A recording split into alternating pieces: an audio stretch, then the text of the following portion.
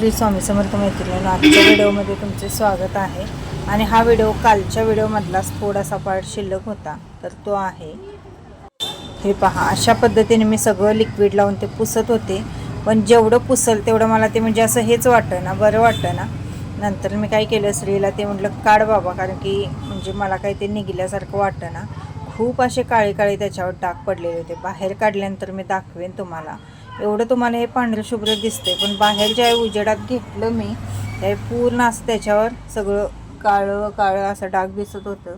शेवटी त्याला नेलं बाथरूममध्ये, ब्रश घेतला, साबण घेतला आणि घासलं त्याला ब्रशने आणि साबण लावून। आणि जे ही डिझाईन आहे बघा फुलाफुलांची, त्या डिझाईनमध्ये जो दात घासायचा खराब झालेला ब्रश असतो त्याने ते सगळं घासून घासून काढलं। खूप छान क्लीन निघलं। हे असं काय निघना, ते लिक्विड चांगलं आहे, पण हे एवढं घाण झालेलं आहे की काय विचारायला नको। ते एका ह्याच्यामध्ये काय निघणारं नव्हतं, म्हणून म्हटलं हे असं पुसण्यात काहीही अर्थ नाही आहे। श्रीला म्हटलं ते काढ। हे बघू शकता तुम्ही कसलं काळं झालेलं आहे, घासलेलं आहे तरी सुद्धा कसं दिसतंय बघा, एवढं काळं दिसत आहे ते। त्यामुळे मी ते काढलंच। आता त्याला बाथरूममध्ये नेते आणि पुसते। श्रीला सांगितलं तोपर्यंत थोडंसं निरम्याचं पाणी घाला आणि ते पुसून काढ म्हटलं देवारा, कारण लिक्विडने तर मी आता पुसलेलं आहे। थोडंसं निरम्याच्या पाण्याने पण पुसायचं, म्हणजे आणि कुठं जरा जरा डाग राहिले असतील ते पण निघतात। श्रीला पण काय केलं तर ते निघणं झालेलं, कारण की एवढं जाम बसलेलं आहे ते काय विचारायला नको, एवढं जाम बसलेलं आहे। तर त्याने कसं बसं खालनं वरनं असं कसं कसं ओढून ओढून काढलं। जरासं खालचं जरासं वरचं करायचं रे। माझं बघून मला शिकवा नाही बाबा, तू हुशार आहेस रे। मी कुठली हुशार, मला शिकायला किती हुशार आहेस ते सांग। मी हुशार नाहीच की, मग तू हुशार आहेस। ते निघाले मी अकॅडमिकचं असं बारीक बारीक त्याला करायला तसं निघतेस ते काढ तू।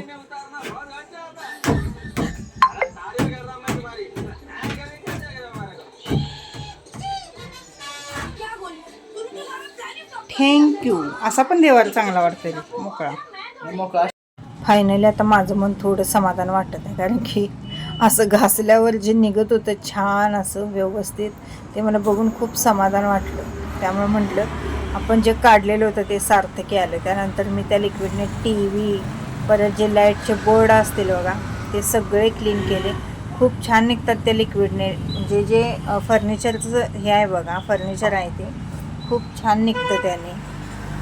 आणि फायनली देवारा बघा किती छान मस्त निघलेलं आहे। इथं तर लई असं एकदम काळं काळं काळं असं डाग उठलेलं, कारण की जो आपण धूप वगैरे लावतो तो सरळ तिथं जाऊन बसतो। परत आरतीचं जे हे असतं बघा तेलकट चिवट सगळं तिथं जाऊन बसतं, त्यामुळं खूप काळं झालेलं।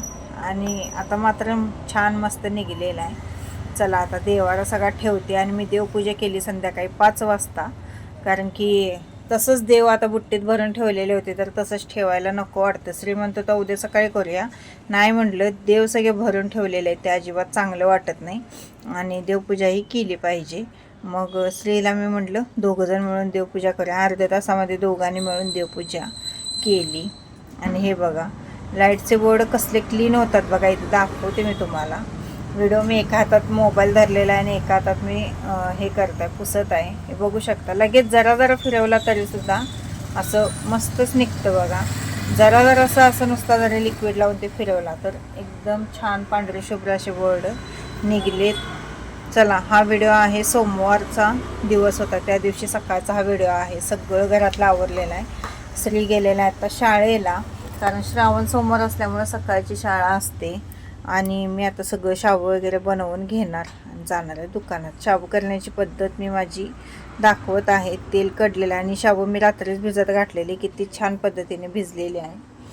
तेल कढल्यानंतर मी बटाटे घातले, तेल कढल्यानंतर मी मिरची घातली, जिरं थोडंसं घातलं, त्यानंतर जे बटाटे चिरून घेतलेले होते ते घातले आणि ते व्यवस्थित तेलात आता एकदम करपूस असे भाजून घ्यायचे। बटाटा मात्र तेलामध्ये चांगला भाजून घ्यायचा, कारण बटाटा जर चांगला भाजला नाही तर शाबू चांगला लागत नाही। आणि लाईट जाईल म्हणून मी लवकरच हे बारीक करून ठेवलेलं शेंगदाण्याचा कूट आणि रामलिंगचं आळत्याचं आज दाखवत आहे TV ला, कारण की आज सोमवार आहे। वारानुसार गाणी लावतात आमच्या इथं TV ला। भक्ती चॅनल जे आहे त्याला वारानुसार प्रत्येक वाराला प्रत्येक देवाची गाणी ही असतात. मीठ साखर शाबूमध्ये घातलं, त्यामध्ये शेंगदाण्याचा कूट घातला भरपूर असा. आणि आता बटाटे पण आपले चांगले भाजलेले आहेत आणि हे सगळं मी ॲड केलं त्या बटाट्यामध्ये आणि व्यवस्थित एकदम असं पूर्ण कलर येऊसपर्यंत शाबू मात्र चांगली भाजून घ्यायची. एकदम असा काळपट कलर आला पाहिजे बघा शाबूला, तरच आपली शाबू भाजली असं समजायचं. आणि शाबू भाजत असताना अजिबात गडबड करायचं नाही, एकदम मंद गॅसवर उशीरपर्यंत शाबू भाजायची. इथं बघा आता तुम्ही कसली भारी आपली शाबू झालेली आहे. आता घेणार आहे मी झालेली आपली तयार शाबू आणि घेणार आहे नैवेद्य आधी दाखवून घेते आणि ती शाबू मग मी परत दुकानात नेणार आहे. अजूनसुद्धा थोडंसं पांढरट दिसतं बघा, तर ते पांढरट दिसलं नसलं पाहिजे इतपत आपल्याला शाबू ती भाजून घ्यायची आहे. चला आता या डब्यातच मी काय घेतलं तर या डब्यातच नैवेद्य दाखवणार आणि असाच डबा मी नेणार आहे दुकानात. आणि लाईटचे बोर्ड बघा खूप छान निघालेले आहेत. आजची देवपूजा दाखवते मी तुम्हाला. फुलं वगैरे काय देवपूजेला आपल्या नसतातच, पण देवारा किती क्लीन झालेला आहे बघा. एकदम मस्त कानाने कोपरा देवाऱ्याचा क्लीन झालेला आहे. मला आता देवाऱ्याकडे बघताना खूप छान समाधान, मन प्रसन्न माझं होत आहे. काही पण म्हणा, पण घर स्वच्छ असलं नीटनेटकं असलं की आपल्यालासुद्धा त्या घरातलं समाधान हे एक वेगळंच असतं. त्यामुळे घर नीटनेटकं स्वच्छ ठेवत जावा. आता ज्या वर्किंग वुमन आहेत त्यांना नाही जमत, पण ज्या घरात असतात त्यांना जमू शकतं. कारण की बाहेर जाणाऱ्या ज्या स्त्रिया आहेत त्यांना सकाळी गेले की संध्याकाळीच घरात, आणि कसा दिवस उजडला आणि कसा मावळला हे कळत नाही. लक्षात ठेवा, कारण बाहेर गेल्यावर कामाला काही तिथं बसून देत नाहीत. शेवटी ते पगार देणार, पैसे देणार म्हटल्यावर तिथं त्या पद्धतीने राबवूनसुद्धा घेतातच. आणि या साडीवरचं मी ब्लाऊज शिवलेलं नाही आहे. याच्यात थोडंसं असं हिरवं हिरवं आहे, तर मी ते हिरवं त्यावरती मॅचिंग करून घातलेलं आहे. कारण प्रत्येक साडीचं जर ब्लाऊज शिवत बसला आपलंच तर कस्टमरांची कधी शिवणं होणार, त्यामुळे मी काय शिवलेलं नाही आहे. आणि ही साडी फक्त 250 रुपयाची आहे. 1000ला 4 साड्या आणलेल्या आहेत. चला व्हिडिओ कसा वाटला ते कळवा. धन्यवाद.